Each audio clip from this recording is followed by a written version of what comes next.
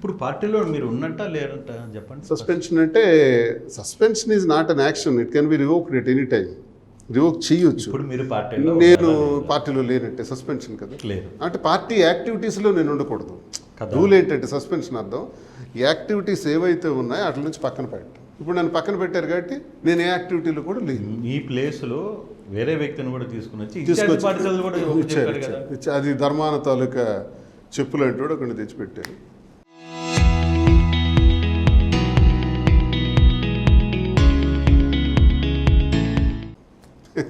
కానీ మీరు ఈ మధ్యకాలంలో బీజేపీకి గట్టిగా ట్రై చేశారని నిజమా అంటే అక్కడ నుంచి నాకు కొన్ని పెద్ద వ్యక్తుల దగ్గర నుంచి పిలుపు వచ్చింది.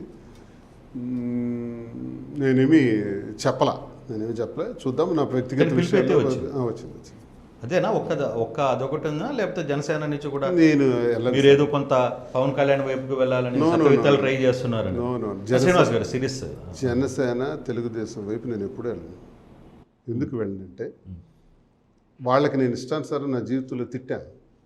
చంద్రబాబు నాయుడు గారిని విమర్శించాను, లోకేష్ని విమర్శించాను, తూర్పార పట్టాను ఆ పార్టీ సిద్ధాంతాల గురించి. అలాగే జనసేన మరి పవన్ కళ్యాణ్ గారి గురించి కూడా విమర్శించాను, ఆయన్ని తూర్పార పట్టాను. ఇప్పుడు ఏ నోరు పెట్టుకుని నన్ను పొగడమంటారు? ఇది నోరా కాదా? నాకు అలాంటి క్యారెక్టర్ లేని పనులు నేను చేయలేను, నా వల్ల కాదు అది. నేను ఎట్టి పరిస్థితుల్లో కూడా వాళ్ళని పొగడను. అలాగే దైవ సమానుడిగా భావిస్తున్నటువంటి వైఎస్ఆర్ కుటుంబం జగన్మోహన్ రెడ్డి గారిని ఏ నోరు పెట్టుకుని మళ్ళీ తిట్టాలంటారు? ఏం మనం 1000 సంవత్సరాలు బ్రతుకుతామా? ఎంత చిన్న కాలం బతుకుతాం. ఈ కాలంలో మేలు చేసేవాడిని తిట్టడం, తిట్టేవాడిని పొగట్టడం, ఈ సాంప్రదాయాలు నాకు రావు, నేను చేయను. బీజేపీ అన్నది ఆ సిద్ధాంతాలు కానీ ఆ నాయకత్వం కానీ నాకు గౌరవం ఇష్టమే. కానీ అలా అని అక్కడికి కూడా నేను వెళ్ళలేని పరిస్థితి. ఎందుకంటే పిలిచారు, కానీ నేను వ్యాపారాల్లో ఉన్నాను, రాలేదని చెప్పాను. అలా అని జగన్మోహన్ రెడ్డి గారు అంటేనే నాకు చాలా ఇష్టం, గౌరవం.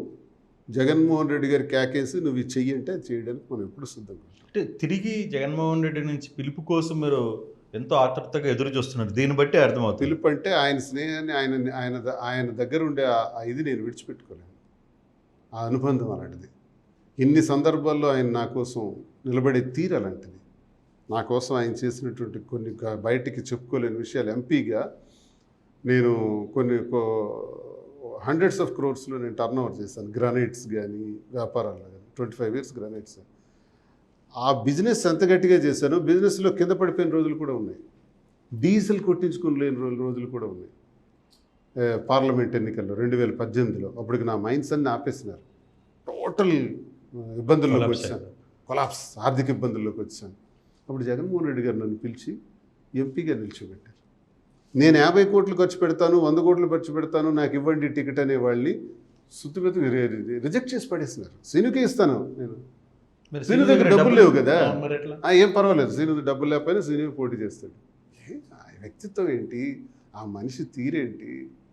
అంత కఠినం, అంత ఒక మనిషిని నమ్మితే అంత గట్టిగా ఉండే మనుషులు ఉంటారా రాజకీయాల్లో? కానీ ఎక్కడో శ్రీనివాస్ జగన్ని తిరిగి దగ్గర చేసుకునే ప్రయత్నంలో భాగంగా పాత జరిగిన సంఘటనలన్నీ మళ్ళీ మాట్లాడే ప్రయత్నం చేస్తున్నాడేమో అని అనిపిస్తుంది నాకు. అంటే మళ్ళీ జగన్ కోటలోకి చేరిపోవాలి అనే ఆతృత ఎక్కువగా ఉన్నట్టు అనిపిస్తుంది. నా ఇంటి దగ్గర ఇప్పుడు మీరు కెమెరా పెడితే జగన్మోహన్ రెడ్డి గారి కటౌట్స్ ఉన్నాయి, ఇంట్లో బ్యానర్స్ ఉన్నాయి.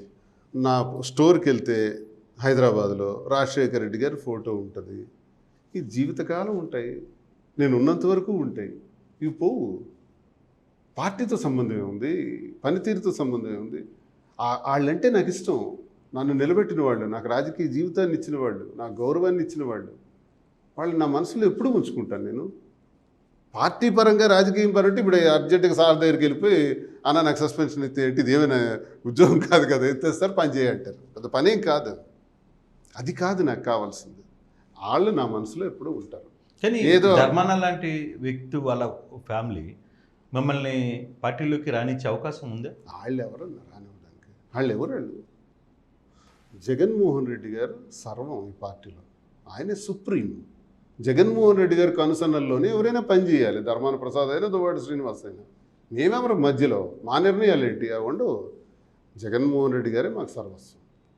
ఆయన తలుచుకుంటే ఇవన్నీ ఏముంటాయి. కానీ జిల్లాలో జరుగుతున్న అక్రమాలు అన్యాయాల మీద నేను మాట్లాడుతున్నా. ధర్మాన ప్రసాద్కి నాకు ఆస్తులు గొడవలు లేవు. వాళ్ళ కుటిల రాజకీయాలు అంటే ఎందుకు నాకు ఇంత తీవ్రమైన శత్రువుగా అతను నన్ను పెట్టాడంటే నేను స్పష్టంగా ఉన్న వాస్తవాలు మాట్లాడటం. ఏంటి, ఎర్రంనాయుడికి ధర్మాన ప్రసాద్కి ఉన్న రిలేషన్స్, ఎర్రంనాయుడు మరణానంతరం అచ్చెన్నాయుడికి, రామ్మోహన్ నాయుడికి, ధర్మాన ప్రసాద్కి, కృష్ణదాస్కి ఉన్న రిలేషన్స్. ఈ రిలేషన్స్ని నేను కుండ బద్దలు కొట్టినట్టు మాట్లాడాను. అంటే వీళ్ళు నలుగురు కలిసిపోతారు, అందరూ ఓడిపోవాలి, వీళ్ళు నలుగురు మాత్రం గెలిచేయాలి. కులాల మీద దాడులు చేస్తారు. అసలు కులాల మీద దాడులు కాదు, వెలమ కులం, వెలమ కులానికి చెందిన వాళ్ళు ఆ కులం మీద దాడి చేశారు.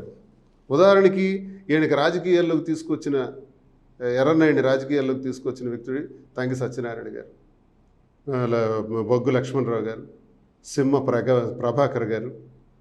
వీళ్ళు రాజకీయాల్లో ఉన్నారా? సర్వనాశనం చేసేసినారు వీళ్ళ కుటుంబాల్ని. ఎవడు? ఎర్రంనాయుడు, ఇప్పుడు అచ్చెన్నాయుడు, గుండప్పల సూర్యనారాయణ గారు. నీతికి నిజాయితీకి మారు పేరు మా జిల్లాలో. ఆయనకు ఉంచారా? ఆత్మక్షోభతో ఆయన ఈరోజు ఆయన మరణించే సమయానికి మానసిక ఒత్తిడితో ఉన్నారని నేను అంటాను గట్టిగా. దానికి కారణం ఎవరు? వీళ్ళే. ఈ సోకాల్డ్ ఎర్రన్నాయుడు ఎందుకు చేస్తాడు వీడు? ఈ అచ్చెన్నాయుడు ఇవన్నీ ఎందుకు చేస్తాడు అనుకుంటున్నారు? ధర్మాన్ని గెలిపించడానికి చేస్తారు.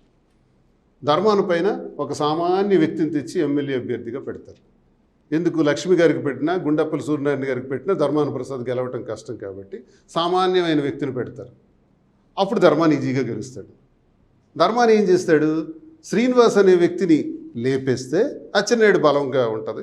ఇంకెవరిని పెట్టుకున్నా పర్వాలేదు, వాళ్ళ అనుచరులు అనే వాళ్ళకి ఎవరికి పెట్టుకున్నా పర్వాలేదు. అలాంటి వాళ్ళు పెట్టుకోవడానికి ధర్మాన్ని ప్రయత్నిస్తాడు. ఇది అవగాహన. అంటే అక్కడ సామాజిక వర్గం ముందు వాళ్ళ సామాజిక వర్గాన్ని నాశనం చేశారు వాళ్ళు. వాళ్ళ సామాజిక వర్గంలో ఉన్నటువంటి ధర్మాన ప్రసాద్, కృష్ణదాస్ చరిత్ర అలాంటిదే. వీళ్ళు కూడా వాళ్ళ ఫ్యామిలీస్లో వాళ్ళ సొంత మేనలుడిని, ఒక ఎంతో అనుచరుడిగా ఉన్న మేనలుడు కూర్మనాయుడు అని, సారవకోట ఎంపీపీ, అలాగే జలుమూరు జెడ్పీటీసీ రాంబాబు అని, వీళ్ళందరినీ సమూలంగా నాశనం చేసేసినారు కదా. అసలు ధర్మాన ప్రసాద్కి అక్కడ చల్ల రవన్ ఒక కుర్రాడు ఉండేవాడు, మంచి యాక్టివ్ పర్సన్, చల్ల తంబి. వీళ్ళందరినీ నాశనం చేసింది ఎవరు? ధర్మాన ప్రసాదే. చూసారా ఇన్ని పేర్లు, ఇంతమంది ఇది ఏదైతే వెలమ సామాజిక వర్గం ఉందో ఆ వెలమ సామాజిక వర్గంలో ఉన్న ముఖ్యుల్నే చంపేసినారు వీళ్ళు, రాజకీయంగా పతనం చేసేసినారు. ఇకపోతే కాళింగుల మీద పడతారు. నెక్స్ట్ కళింగ హైయెస్ట్ కాస్ట్ శ్రీకాకుళంలో first Kalinga. Yes, first Kalinga, 2 Kapu, 3 మా రెడ్డిక, యాదవాస్. నెక్స్ట్ యాదవాస్ వస్తారు, తర్వాత మత్స్యకారులు వస్తారు, తర్వాత ఎస్సీలు వస్తారు, ఆ తర్వాత 7-8 స్థానంలో వెలమలు వస్తారు. అంటే 1,10,000 ఓట్లు ఉన్నాయి, మా 4,90,000 ఓట్లు ఉన్నాయి. మమ్మల్ని మాత్రం చీల్చి చెండాడుతారు. మాకెక్కడ అసలు ధర్మాన ప్రసాదరావుకి రాజకీయాల్లోకి తీసుకొచ్చి రాజకీయ భిక్ష పెట్టిన బొడ్డేపల్లి రాజగోపాలరావుని కూడా నాశనం చేసింది ధర్మాన ప్రసాద్. కానీ అక్కడి నుంచి ఇప్పటి వరకు కూడా ఇవన్నీ ఎందుకు చేస్తాడంటే వడంబడిక. జిల్లా రాజకీయాలను ఈ రకంగా నాశనం చేస్తాడు. కాళింగుల్ని కాదండి, కాపుల్ని కూడా నాశనం చేస్తారు. ఇప్పుడు కలమట కుటుంబం ఉంది, ఈరోజు ఎక్కడుంది కలమట కుటుంబం? కాపుల్లో ఒక పెద్ద కుటుంబం, ఎర్రన్నాయుడితో సమానంగా అంతకన్నా ఎక్కువగా గెలిచినటువంటి కుటుంబం. ఈరోజు కలమట మోహన్ రావు గారి కుటుంబాన్ని నాశనం చేసేసినారే. అలాగే వైసీపీలోకి వస్తే కూడా ప్రతి దగ్గర కాపులు, రెడ్డి శాంతి గారు పోటీ చేసిన, గొర్రెల కిరణ్ పోటీ చేసిన, అక్కడ గ్రూపులను తయారు చేసి వాళ్ళల్లో వాళ్ళని చీల్చి చెండాడి వాళ్ళు గెలవడానికి అవకాశం లేకుండా ఏర్పాట్లని వీళ్ళే చేస్తారు.